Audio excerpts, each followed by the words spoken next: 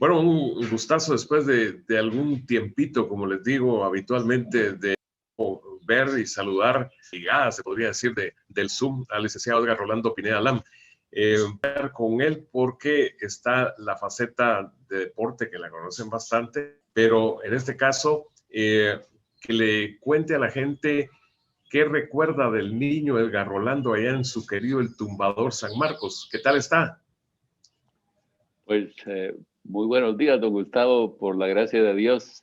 Vea usted aquí ya casi a un año de que apareció este virus que ocasiona la actual pandemia, pues estamos bien de salud y todavía librándonos de este letal y famoso virus.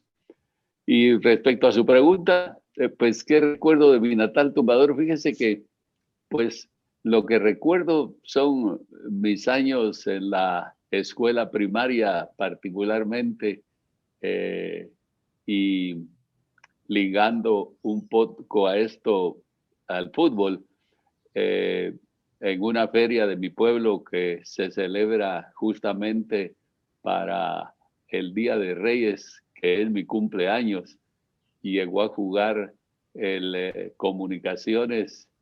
aquel Comunicaciones que tenía bajo el arco a Guillermo Enríquez Gamboa, y fue la primera vez que lo vi. Posiblemente tendría unos 10 años de edad, y de ahí nació mi posterior afición a comunicaciones, que a lo largo de los años pues se fue diluyendo por mi vinculación, particularmente a partir del año 95, cuando asumí la presidencia de la Federación de Fútbol, a todo el fútbol de Guatemala, y entonces dejé un poco de lado el color de una sola camiseta para ver el fútbol de manera un poco más genérica o integralmente.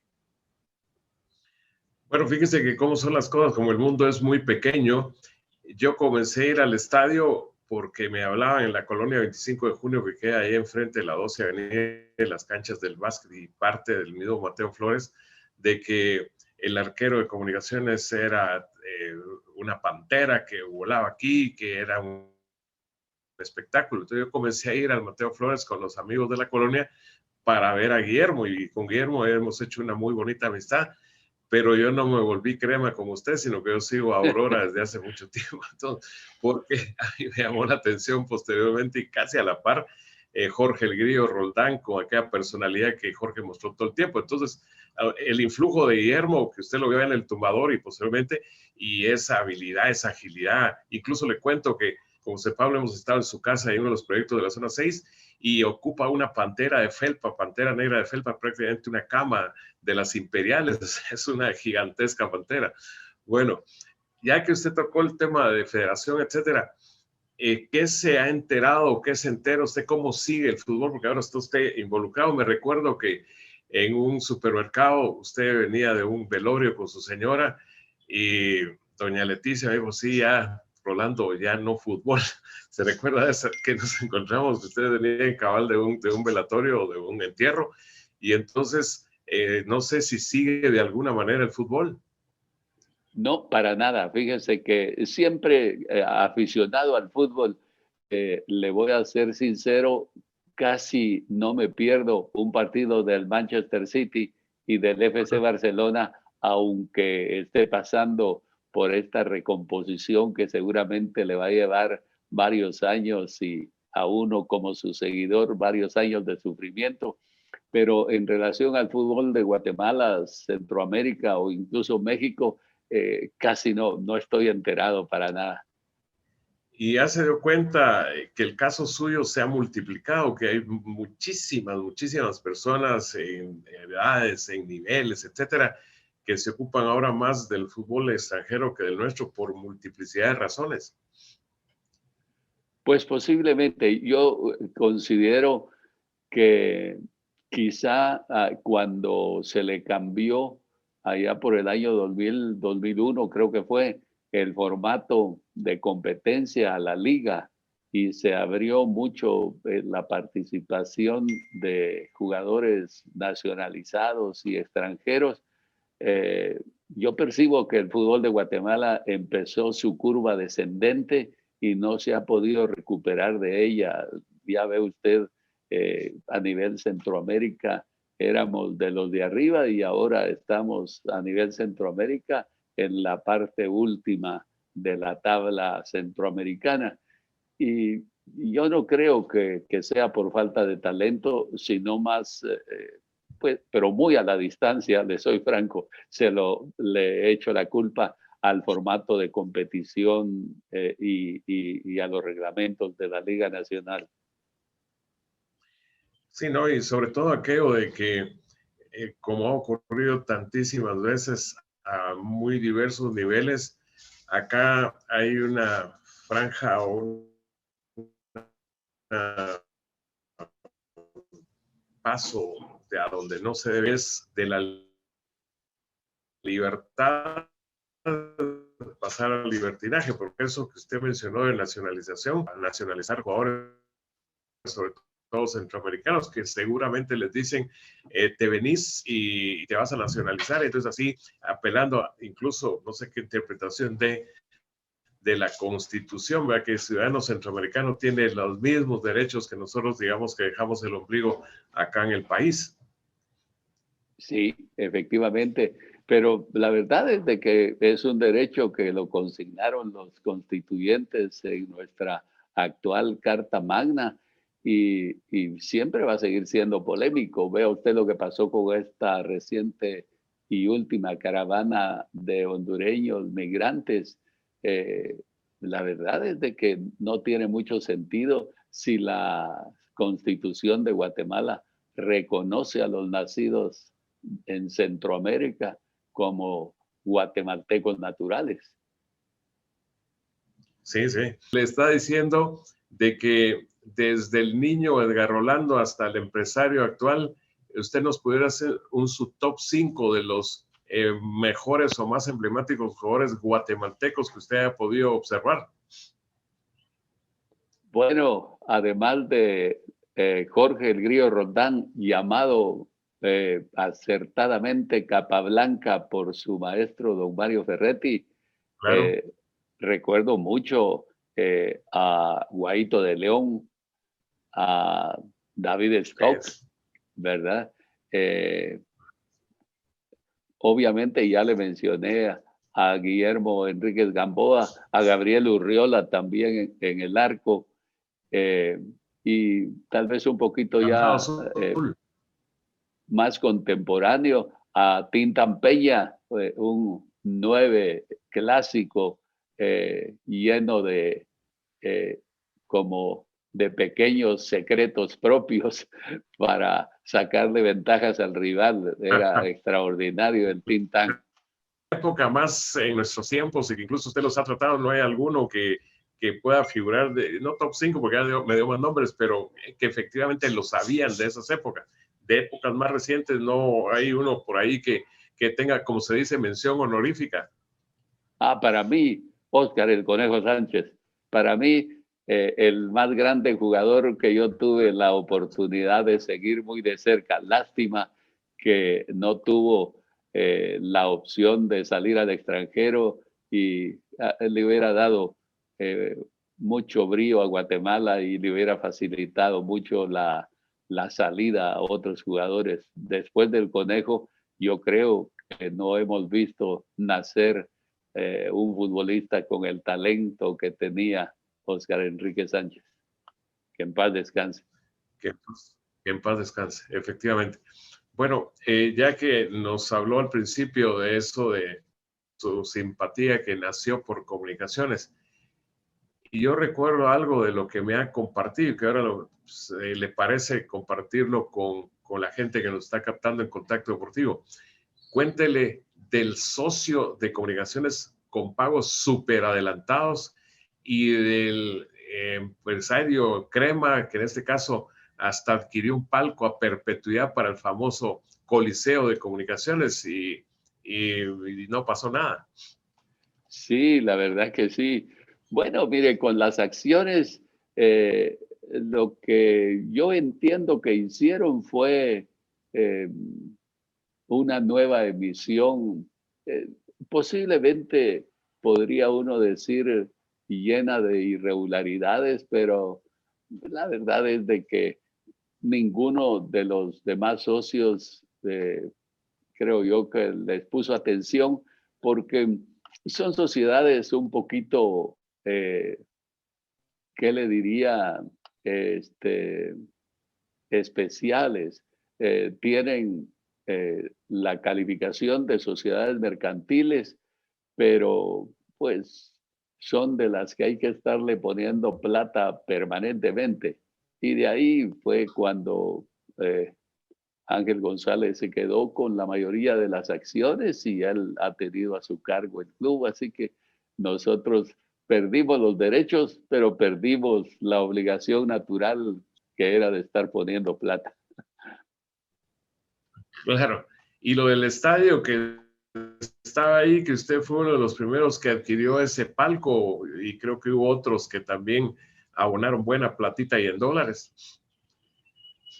Pues también se quedó en el olvido y como se recuerda usted de que el equipo llegó a acumular una deuda de casi 14 millones de dólares en donde estaba todo un enredo de cuentas, pues ya nadie le puso atención y fue parte de lo que uno tiene que poner en la cuenta de ese barril sin fondo que es el fútbol aquí en Guatemala, por lo menos.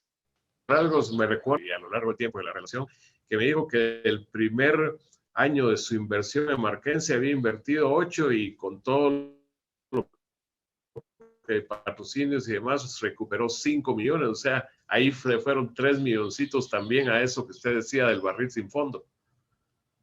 Sí, aunque en Marquense, a usted se recuerda de que yo le llevé a regalar la ficha al pueblo de San Marcos, entregándosela a su alcalde municipal de la cabecera como simbólica representación de todo el departamento, del año 98 al año 2013, que fue mi retiro, solo en un año, no me recuerdo si fue el año 2003 o el 2004, fue un solo año el que yo dejé de aportar para Marquense.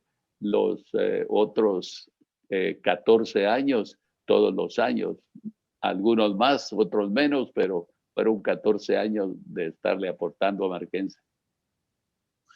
Usted se convirtió por mucho en el león mayor prácticamente. Ahí sí que Sí, indiscutible.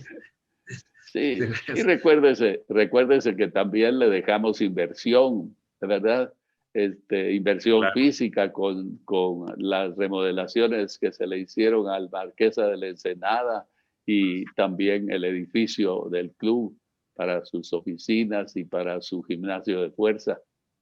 Y lástima que no pudimos concretar el proyecto de hacer las canchas para la famosa academia o divisiones inferiores, en donde también teníamos el proyecto de hacer un albergue para talentos. Pero es que me queda muy lejos San Marcos y eso era mi mayor complicación.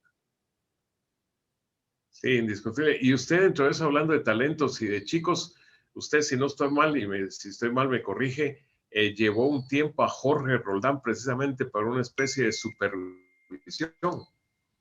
Así es, él estaba a cargo del proceso completo de divisiones inferiores, incluido lo que le llamábamos la academia, donde teníamos niños a partir de los 6 años. Bueno, ahora abramos un poquito el libro de Edgar Rolando Pineda Lam, empresario. ¿Cómo nació la ruta que desembocó en lo que es talento empresarial y mercadeo inmobiliario? Pues fíjese que yo diría que fue casi por el destino. Yo trabajaba en el banco inmobiliario, me dieron una beca para ir a estudiar mercadotecnia a México, regresé y el banco no me había puesto condiciones. A los pocos meses, ya graduado mercadotecnista, una cadena de almacenes me ofrece un empleo pagándome 4 veces lo que me pagaba el banco de manera inicial. Me fui a trabajar ahí.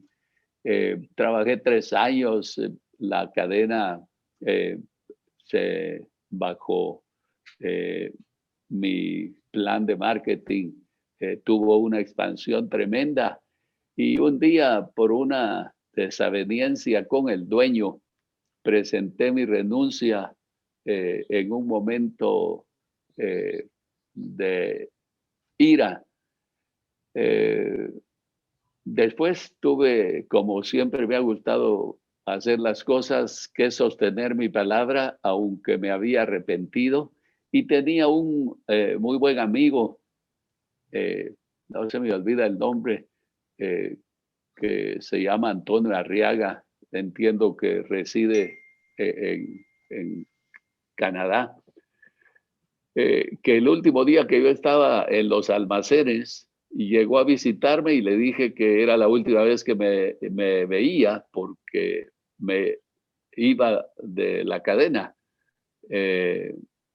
y que mi mayor preocupación era que no sabía qué hacer.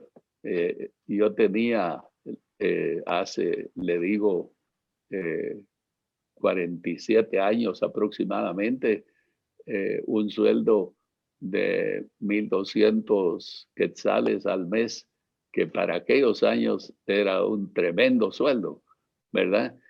Y entonces él me dijo, mire, usted, el único lugar en el que no solo puede ganar eso, sino mucho más, es mejor métase a vender terrenos. Y así fue como nació mi historia. Trabajé 18 meses como vendedor, y en diciembre del año 75 hice mi primer emprendimiento fundando lo que hoy es Mercadeo Inmobiliario. Así que este año vamos a cumplir 46.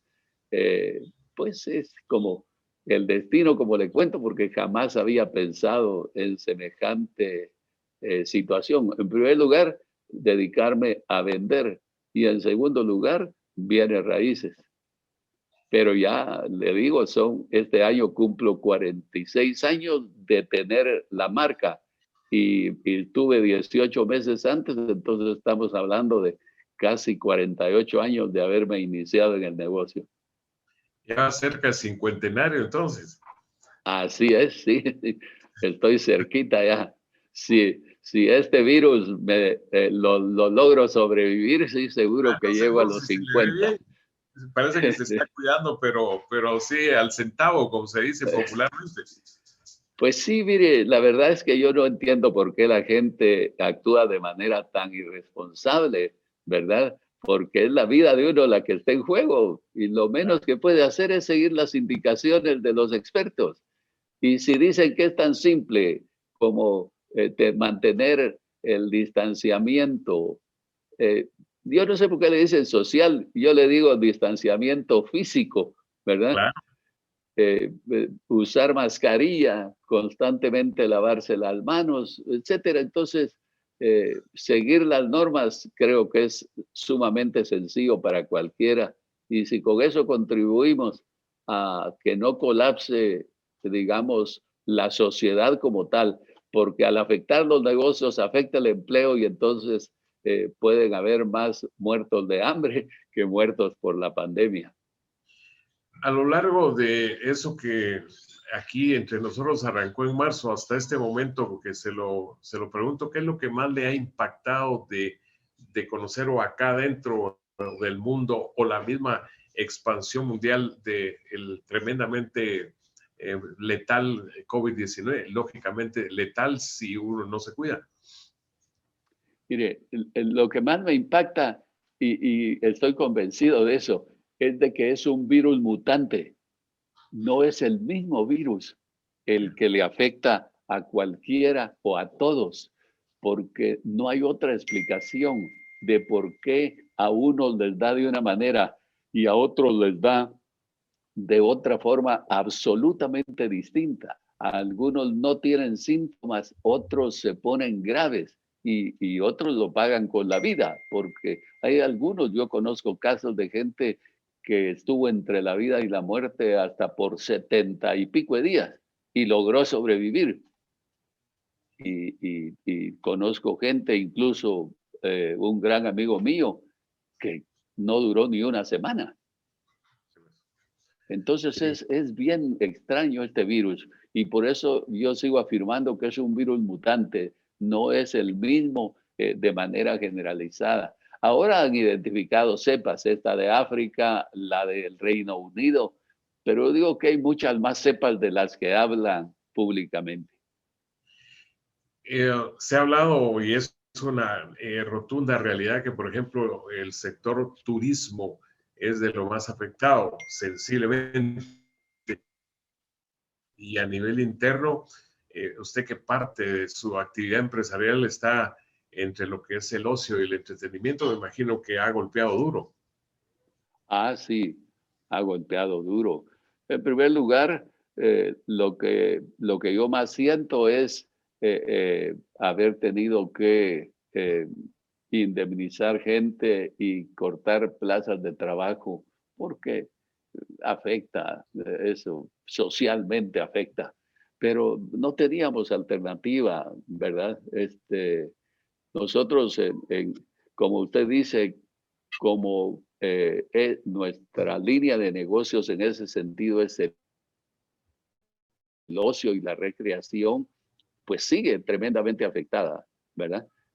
A pesar de que los parques que tenemos son espacios abiertos donde se puede mantener el distanciamiento social y en fin, pues sí, esto sigue y va a seguir, porque yo no creo que Guatemala vaya a poder superar esto antes de diciembre del año próximo, es decir, del año 2022. Y luego que para ajuste de males en la parte del norte, en nuestro hotel ubicado en Río Dulce, nos pegó durísimo el huracán Ita, particularmente el Ita, al extremo de que todavía no lo tenemos totalmente restablecido. Estamos operando, digamos, con una parte del hotel y esperamos que para noviembre de este año lo hayamos podido recuperar 100%. Nos afectó severamente el huracán, como afectó toda la zona de Izabal y de las Verapaces. Sí, algo verdaderamente impactante en todo sentido. Por los niveles y con quienes usted se relaciona o se ha relacionado, se va a relacionar, globalmente le ve al país, a Guatemala, futuro. En la parte económica. Sí, general, Guatemala mejor que ahora. Bueno, mire, la verdad es de que es un poco eh, desalentador porque es un país con mucho potencial, pero desafortunadamente nos faltan liderazgos políticos. No tenemos liderazgos políticos. Eh, Incluso le podría decir de que no tenemos partidos políticos como instituciones. Lo que tenemos son eh, algunas entidades llamadas partidos políticos que son vehículos electorales, pero sin contenido ni ideológico, ni programático, ni mucho menos con formación política para sus cuadros de mando y sus cuadros formados bajo una visión o un esquema de país para sacar al país de la mediocridad en la que vive, pero es más por la forma en que lo conducen. Guatemala tiene un gran potencial, pero si no, mire, para ejemplos, vea usted de que creo que son 28 kilómetros de autopista que hay de Sanarate al rancho. Esa entiendo que se empezó por allá por el año 2011. Estamos en el año 2021. 28 kilómetros de autopista que no han sido concluidos. Es increíble. Dramático eso. Fíjese, tenemos el puerto Quetzal, ¿verdad? Que es el puerto emblemático del Pacífico, es el único que tenemos, está bien ubicado estratégicamente a nivel regional. La autopista Escuintla al puerto ya no sirve y la habían concesionado a una entidad privada y viene el Congreso y no aprueba el contrato. Y ahora, si usted ve, en el presupuesto le habían destinado 212 millones, algo así, a reconstruir 25 kilómetros en una vía, 25, 28 kilómetros en una vía. Cuando si hablamos de kilómetros en las dos vías, estamos hablando realmente de 100 kilómetros. Entonces, es una desesperanza tremenda, ¿verdad? Y fíjese que esto de que se habla ahora del aeropuerto alterno para carga en el municipio de San José Escuintla, ese es un proyecto que viene hablándose de él desde el gobierno de Vinicio Cerezo, hace 35 años. Y quien más cerca estuvo de ponerlo en operaciones fue el gobierno de Oscar Bechet, porque hasta le habían hecho el edificio terminal. Pero yo no me explico cuáles son los intereses que no dejan que Guatemala se desarrolle, o posiblemente se desarrolla en base al beneficio de pequeños grupos, pero la mayoría de la población sigue viviendo en condiciones de extrema pobreza. Es lamentable. Porque lo que hice durante mucho tiempo en gráfico y demás, ahora lo tengo en espacio, en Nuevo Mundo. Me refiero al elogio y la crítica. Yo uso una frase que digo que un mundial de los proyectos y uno de los coleros en el, de verdad impresionante. Ya para concluir la charla, licenciado, eso se lo pregunté ya a un par de personas que le antecedieron a estas charlas. Y pues le decía que a nivel general, ¿cuál califica o cualificaría usted como las 3 personas más influyentes en la vida, en su vida?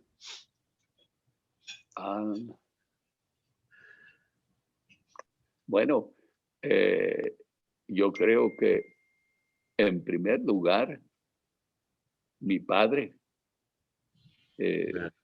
Realmente creo que la base de lo que yo soy es producto de la forma en que me creó y me guió mi padre. En segundo lugar, yo creo que tendría que poner tal vez no a una persona en particular, sino a mi carrera de mercadotecnia. Vea usted de que eh, esto hace como 52 años que yo me gradué de mercadotecnista. Casi nadie conocía qué era la mercadotecnia, mucho menos el marketing, y eso me cambió tremendamente la vida. Y para serle franco, la última persona que más ha influido en mi vida es mi actual esposa, Leticia. Doña Leticia. Sí, ya vamos, estamos cerca de cumplir 30 años de casado y creo que la influencia de ella en estos casi 30 años para mí ha sido muy positiva y también tengo que decir que ha pesado mucho en lo que soy o en lo que somos.